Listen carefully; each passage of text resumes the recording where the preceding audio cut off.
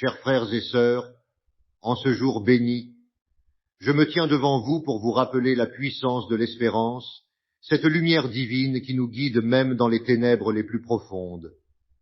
Nous vivons tous des moments de doute, de peine et d'incertitude, mais aujourd'hui, je veux vous inviter à renouveler votre confiance en notre Seigneur, qui ne nous abandonne jamais.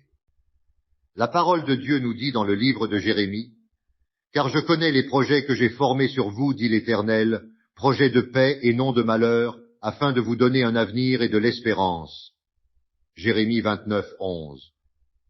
Cette promesse est pour chacun de nous.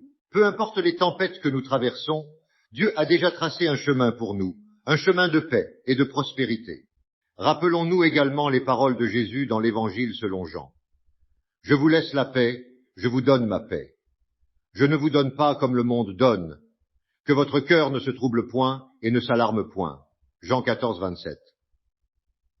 Ce message est un appel à l'espérance, une espérance qui ne dépend pas des circonstances de ce monde, mais qui est ancrée dans la promesse du Christ. Quand nous sommes accablés par les difficultés de la vie, souvenons-nous de l'exemple du roi David, qui a proclamé dans le psaume 23 « L'Éternel est mon berger, je ne manquerai de rien. Il me fait reposer dans de verts pâturages, il me dirige près des eaux paisibles. » Psaume 23, 1, 2. Dieu est notre berger, et même dans la vallée de l'ombre de la mort, il est avec nous.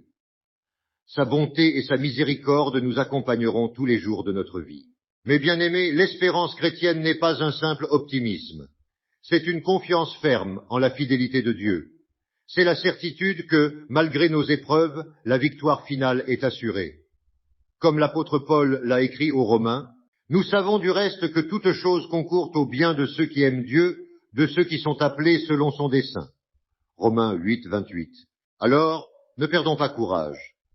Continuons à marcher avec foi, à prier avec persévérance et à aimer avec toute la force que Dieu nous donne. Soyons des témoins vivants de l'espérance qui est en Christ et partageons cette espérance avec ceux qui en ont le plus besoin.